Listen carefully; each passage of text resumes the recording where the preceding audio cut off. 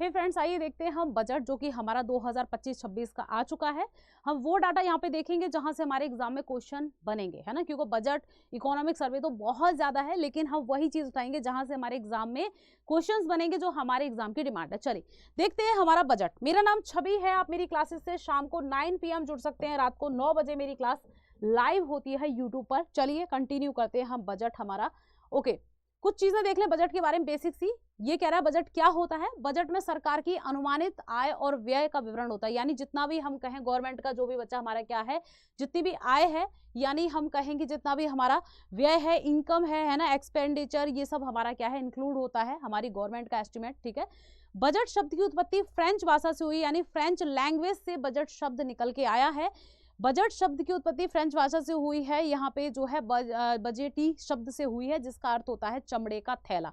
तो कई बार एग्जाम में पूछा है कि जो बजट जो टर्म है किस लैंग्वेज से निकल के आया, आपको पता होना चाहिए। फ्रेंच लैंग्वेज से निकला है बच्चा, और इसका मतलब होता है क्या, यहाँ पे लेदर बैग। ठीक है, ये बहुत इंपॉर्टेंट है, ये हमें बहुत अच्छे तरीके से पता होना चाहिए। आर्टिकल 112 यानी हमारा 112 कहता है किसके बारे में, वार्षिक वित्तीय विवरण, जिसको हम बजट कहते हैं। यानी हम बजट, हमारे कॉन्स्टिट्यूशन में एक टर्म बजट यूज नहीं किया गया। क्या यूज किया गया बच्चा, एनुअल फाइनेंशियल स्टेटमेंट। ठीक है, वार्षिक वित्तीय विवरण हमारे संविधान में यूज किया गया है, बजट शब्द नहीं यूज किया गया। कई बार एग्जाम में क्वेश्चन पूछा गया। ठीक है, वित्तीय वर्ष 1 अप्रैल से 31 मार्च, यानी हमारा जो फाइनेंशियल ईयर है वो स्टार्ट होता है 1 अप्रैल टू 31 मार्च। तो ये इंडिया का फाइनेंशियल ईयर है, ये भी पॉइंट आप याद रखेंगे। चलिए, स्वतंत्र भारत का पहला बजट 1947 में पेश किया गया था। 1 फरवरी 2025 को वित्त मंत्री निर्मला सीतारमन ने बजट 2025 संसद में प्रस्तुत किया गया। अगर हम फर्स्ट बार जो है बजट की बात करें इंडिपेंडेंट इंडिया की, तो बच्चा कब पेश किया गया था, 1946 में।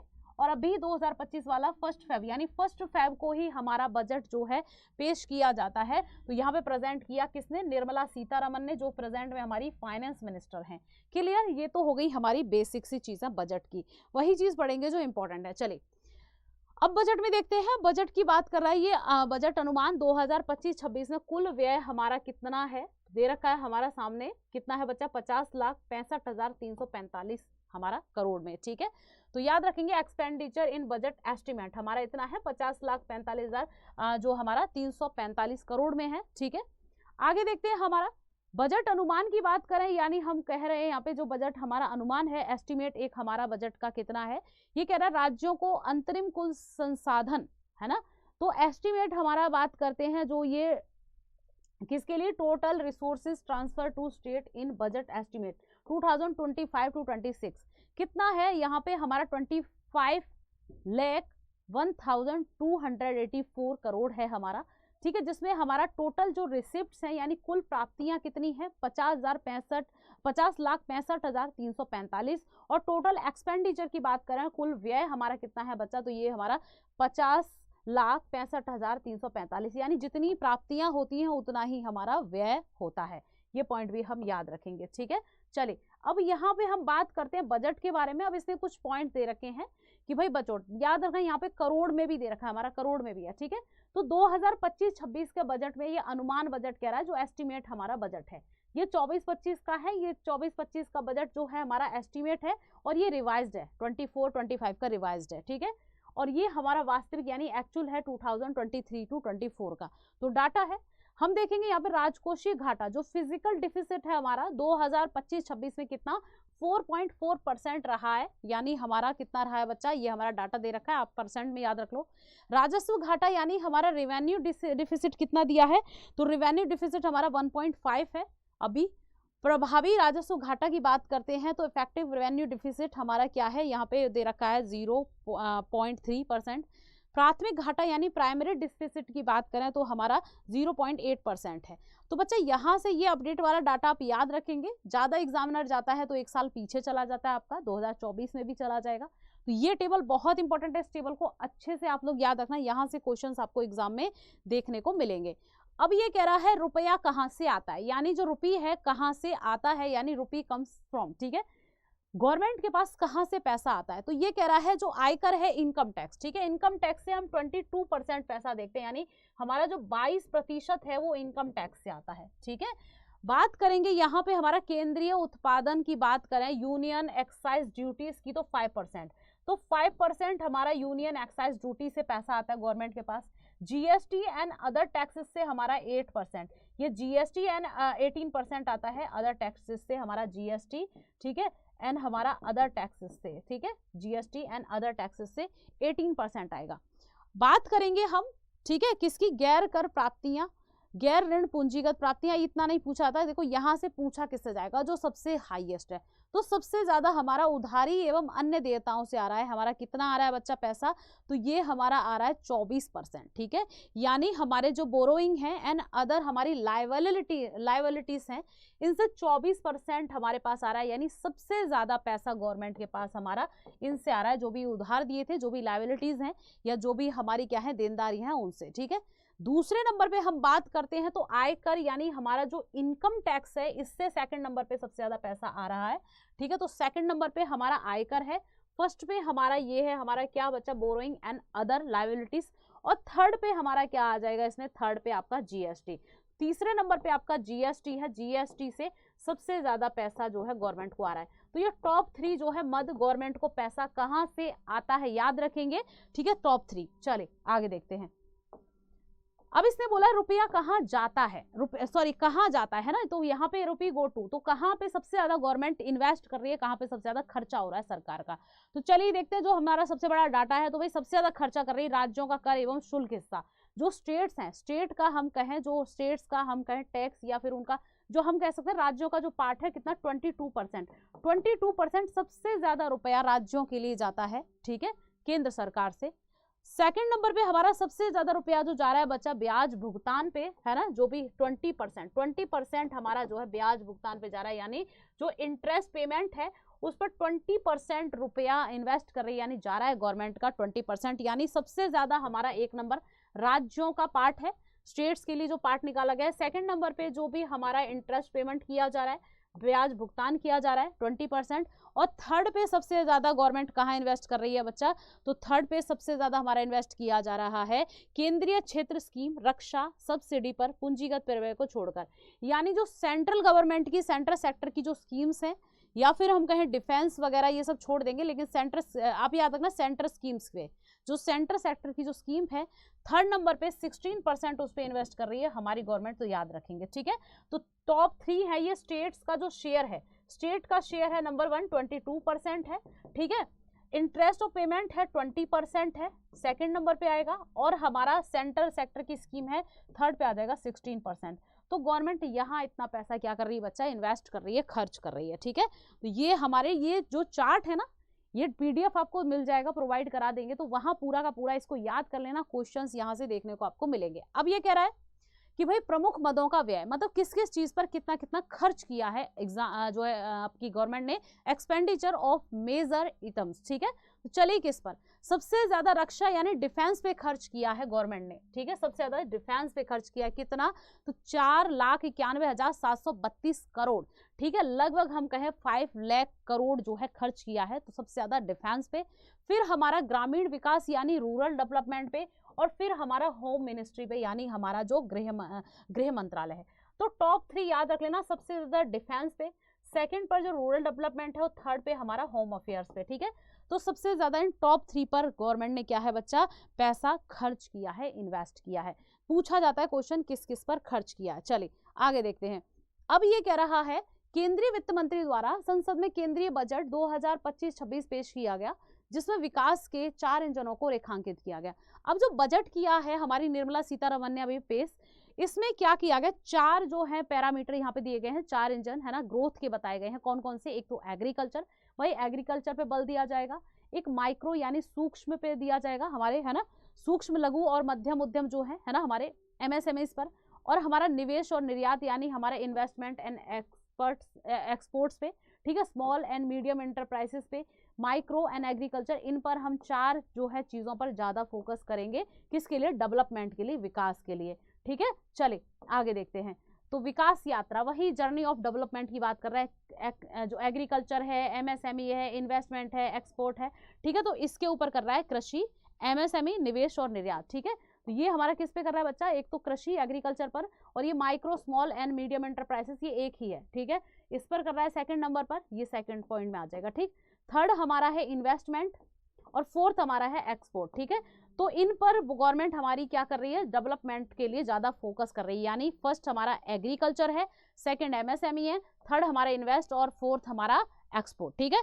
तो याद रखना ये 4 पैरामीटर है जो डेवलपमेंट के लिए कहे गए हैं हमारे इस जो है बजट में, यानी 4 क्षेत्रों पर हम डेवलपमेंट के लिए फोकस करेंगे, ठीक है। चलिए देखते हैं आगे, ठीक है। अब यहाँ पे कह रहा है सबका विकास, सबका जो है सबका विकास लक्ष्य के साथ केंद्रीय बजट 2025-26 का उद्देश्य सभी क्षेत्रों में संतुलित विकास को प्रोत्साहित करना, बजट में गरीबों, युवाओं, किसानों और महिलाओं पर ध्यान केंद्रित करते हुए विकास उपायों को प्रस्तावित करना। वही सिंपल है, सारे जो भी ग्रुप हैं उनको साथ लेकर चलना, गरीब हो गए, महिलाएं होगी, बुजुर्ग हो गए, सबके लिए कुछ काम किया गया, यानी सबका विकास एक गोल रखा है हमने। हमारे बजट का जो गोल है ये क्या है, सबका विकास है ना, सबका साथ सबका विकास हमारा जो टैगलाइन है वो दी गई है। चलिए तो सभी सेक्टर्स को यहाँ पे कवर किया जाएगा। चलिए ओके आगे देखते हैं, ठीक है ओके। अब ये कह रहा है, ठीक, अब यहाँ पे हम चीजें कुछ और देख ले रहे हैं भाई हमारे बजट में। जैसे ये कह रहा है केंद्रीय वित्त मंत्री निर्मला सीतारमण ने अपने बजट भाषण की शुरुआत करते हुए कहा कि यह बजट सरकार के प्रयासों को जारी रखता है, ठीक है। अब यहाँ पे देखो इसने अपने बजट भाषण में विकास में तेजी लाना, अब यहाँ पे विकास में जो है तेजी लाना, यानी कह रहा है वही ग्रोथ करना, हमारे डेवलपमेंट में समावेशी विकास को सुरक्षित करना, सिक्योर इंक्लूसिव ग्रोथ, ठीक है, जो समावेशी यानी सस्टेनेबल डेवलपमेंट है उसको सिक्योर करें, निजी निवेश करें, घरेलू भावना को ऊपर उठाना, भारत के उभरते मध्य वर्ग की खर्च कम करने की क्षमता को बढ़ाना, यानी जो मिडिल क्लास है वो खर्चा कम करती है क्योंकि भाई पैसा कम होता है, तो उसको क्या है बढ़ाना कि खर्चा ज्यादा से ज्यादा करें। गरीबी, युवा, अन्नदाता, नारी, वित्त मंत्री भाषण में शामिल हैं, तो सभी शामिल हैं, इनको ज्ञान कहा गया है। अब डायरेक्ट आपसे पूछ लेगा ज्ञान क्या है, व्हाट इज ज्ञान, तो आपको पता होना चाहिए ज्ञान में क्या आएगा। इधर देखो गरीब, ठीक है, युवा, अन्नदाता और नारी, ठीक है, ये क्या है, ये 4 टर्म है। तो गरीबी की फुल फॉर्म पूछी जा सकती है, मोस्ट इंपोर्टेंट पॉइंट है, याद रखेंगे। गरीबी की फुल फॉर्म पूछी जाती है, इंग्लिश में मत याद रखना, आप हिंदी में याद रखना, क्योंकि गरीबी की फुल फॉर्म में जी ग लिया गया है, य लिया गया है, अ लिया गया है अन्नदाता से, और न लिया गया नारी का। इंपॉर्टेंट है ज्ञान, पूछ लेगा कि ज्ञान क्या है जो अभी बजट में डिस्कस किया गया था, तो आपको पता होना चाहिए बजट में क्या था जो ज्ञान डिस्कस किया गया था, ठीक है। चलिए अब ये कह रहा है किसको क्या मिला, ये कह रहा मध्य वर्ग यानी मिडिल क्लास, ये कह रहा 12 लाख तक की कमाई पर कोई टैक्स नहीं है ना। इससे तो सभी लोग खुश हो गए थे कि भाई 12 लाख अगर आपकी जो है एनुअल इनकम है तो उस पर कोई टैक्स नहीं लगेगा, यानी टैक्स फ्री है। नौकरी पेशा के लिए 75,000 स्टैंडर्ड डिडक्शन के साथ टैक्स छूट 12.75 लाख हुई है ना। चले बुजुर्गों के लिए टैक्स में छूट डबल की गई है, जो बुजुर्ग हैं यानी ओल्ड एज वाले हैं उनके लिए क्या किया गया बच्चा, हमारे जो सीनियर सिटीजन है ना, उनके लिए टैक्स में छूट दी गई है।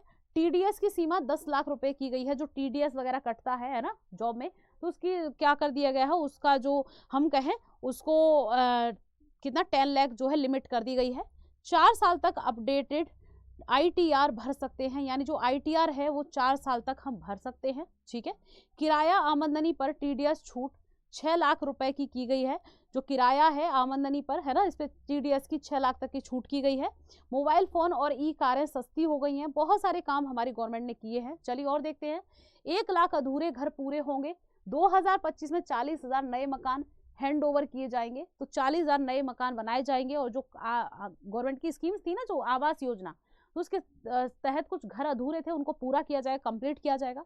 हर घर नल से जल पहुंचाने जल जीवन मिशन कार्यक्रम 2028 तक बढ़ेगा। अब हमें पता है हर घर नल जल, या फिर हम कहें जल जीवन मिशन, जो ये प्रोग्राम है बच्चा, ये हमारा 2024 तक था, इसको बढ़ाकर टाइमलाइन 2028 कर दिया जा रहा है, यानी 28 तक इसको बढ़ाया जा रहा है। क्योंकि क्या था, ये जो फ्रेश वाटर है, जो पीने योग्य जल है ना, वो हर घर तक पहुंचाना है, डोर टू डोर। चलिए लिथियम आयन बैटरी सस्ती हो जाएंगी, एलईडी एलसीडी टीवी सस्ती होंगे, कस्टम ड्यूटी घटाकर 2.5% कर दी जाएगी इनके ऊपर, ठीक है। चलिए ये सारे पॉइंट हम क्या रखेंगे बच्चे, याद रखेंगे।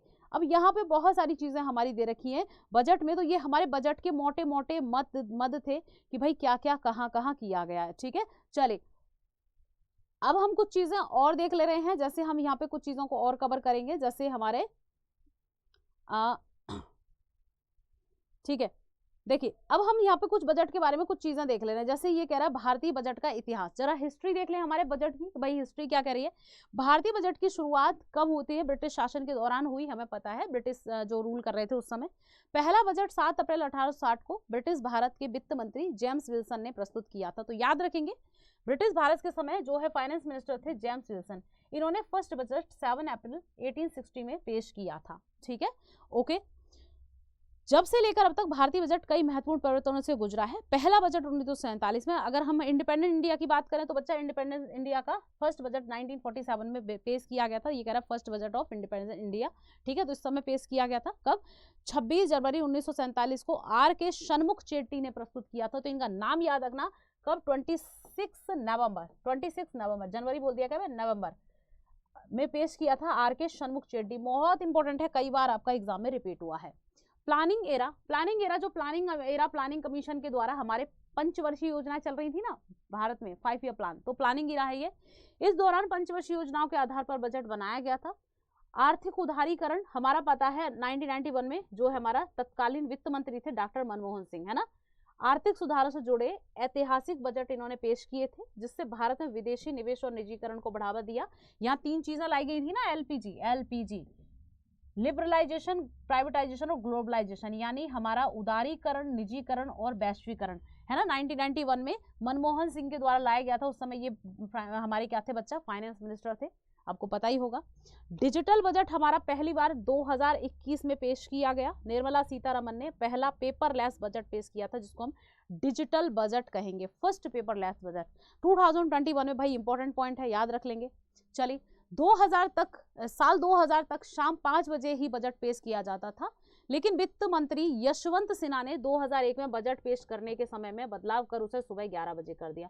अब देखो ये भी हमारा एक स्टैटिक का भी पॉइंट हो जाता है कि भाई 2001 तक सन 2000 तक क्या है, बजट जो पेश किया जाता था इवनिंग में 5 PM, लेकिन 2001 से हमारे फाइनेंस मिनिस्टर थे यशवंत सिन्हा, इन्होंने टाइम चेंज किया और इसको 11 AM कर दिया कि भाई हम बजट 11 AM लाएंगे। शाम को क्या ही मतलब है, सोने का, खाने पीने का टाइम हो जाता है। भारत में पहली बार कॉर्पोरेट टैक्स की शुरुआत 1987 के बजट में राजीव गांधी के द्वारा की गई थी। तो याद रखेंगे फर्स्ट टाइम अगर कॉर्पोरेट टैक्स की बात करें स्टार्ट किया गया 1987 में राजीव गांधी के टाइमलाइन में। ठीक है, ये भी पॉइंट याद रखेंगे। अंतरिम बजट शब्द का प्रयोग पहली बार आर शनमुख चेट्टी के द्वारा 1948 से 49 के अपने भाषण में प्रयोग किया गया। एंट्रिम जो बजट है, एंट्रिम का मतलब होता है बच्चा नॉन परमानेंट बजट या टेम्परेरी बजट। ये टर्म जो है फर्स्ट टाइम यूज किया था किसने, आर शनमुख चेट्टी ने। कब, तो इनका बजट स्पीच था 1948 to 49 में। भाई इंपॉर्टेंट पॉइंट है, अच्छे से कर लेना। चलिए देखते हैं आगे। ओके, आगे कुछ पॉइंट और हैं। भारत में सबसे अधिक बार बजट पेश करने वाले वित्त मंत्री मोरारजी देसाई हैं, 10 बार बजट पेश किया है। मोरारजी देसाई ने 2 बार 1964 और 1968 में अपने जन्मदिन के अवसर पर 29 फरवरी को बजट पेश किया। और मोरारजी देसाई ऐसे एक पर्सन है जिनका बर्थडे 4 साल में एक बार आता है, 4 ईयर्स में। भाई 29 फेब हमें पता है हमारा 4 वर्ष में एक बार 29 फेब होता है। वैसे हमारा महीना कितने दिन का होता है, 28 फरवरी का। ठीक है, तो याद रखेंगे इन्होंने 1964 और 1968 2 ऐसे ईयर आए जब इन्होंने 29 फरवरी को बजट पेश किया था अपने बर्थ डेट के दिन। ठीक है, तो सबसे ज्यादा हम कहें इन्होंने ही बजट पेश किया है 10 टाइम्स। ओके, 1973-74 के बजट को भारत का ब्लैक बजट कहा जाता है, क्योंकि 73-74 के दौरान बजट घाटा 550 करोड़ था। अब आपसे पूछ लेगा कि भाई ब्लैक बजट, ठीक है, ब्लैक बजट किसको कहते हैं, तो 1973 to 74 के बजट को कहते हैं, क्योंकि यहाँ पर हमारा जो बजट घाटा है, बजट डेफिसिट है कितना, जो 550 करोड़ रहा था। भाई क्या चल रहा था यहाँ पे, इमरजेंसी लगी हुई थी, बहुत बजट में घाटा हुआ था, है ना। इमरजेंसी का टाइमलाइन है यहीं पे 1975-74। चलिए, आर वेंकट रमन और प्रणब मुखर्जी भारत के ऐसे 2 वित्त मंत्री रहे जिन्होंने बाद में भारत के राष्ट्रपति के रूप में भी काम किया था। अब ये कह रहा 2 फाइनेंस मिनिस्टर है हमारे भारत के, ऐसे कौन है, एक तो हमारे प्रणब मुखर्जी हैं और एक है आर वेंकट रमन। ये फाइनेंस मिनिस्टर बनने के बाद प्रेसिडेंट ऑफ इंडिया भी रहे थे। तो ऐसे 2 फाइनेंस मिनिस्टर या प्रेसिडेंट ऑफ इंडिया याद रखेंगे। 2001 से हर बार सुबह 11 बजे ही बजट पेश किया जाता है। शाम 5 बजे बजट पेश करने की परंपरा की शुरुआत सर बेसिल ब्लैकगेट द्वारा 1924 में की गई थी। अभी हमने पीछे भी देखा था कि 2000 जो है हम कहें 2001 से 5 बजे कर दिया गया इस बजट को, लेकिन 2001 से इसको सुबह 11 बजे कर दिया गया बजट को।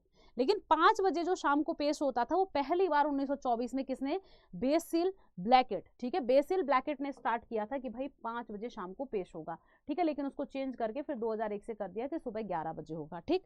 निर्मला सीतारमण लगातार 8 बार बजट पेश करने वाली पहली वित्त मंत्री बन गई हैं, तो याद रखेंगे Nirmala Sitharaman has become the first finance minister to present the budget 8 times in a row, ठीक है। तो पहली जो हम कह सकते हैं वित्त मंत्री भी हैं और पहली महिला यानी विमेन फाइनेंस मिनिस्टर भी हैं जिन्होंने लगातार यानी कंटिन्यू 8 टाइम हमारा बजट जो है पेश किया है, प्रस्तुत किया है। तो बच्चे ये बजट की कुछ चीजें थी, आई होप अच्छा लगा होगा बजट के बारे में, तो जितना कराया है इतना कर लेना। ये बहुत ही ऐसे टॉपिक है, ऐसे हाईलाइट पॉइंट हैं जहां से क्वेश्चन आपके बार बार बनते हैं एग्जाम में, और बजट का जो डाटा भी प्रेजेंट में था हमने उसको भी देखा। आई होप क्लास अच्छी लगी होगी, अच्छी लगी तो शेयर जरूर करना। Thank you so much guys, bye bye, जय हिंद, जय भारत।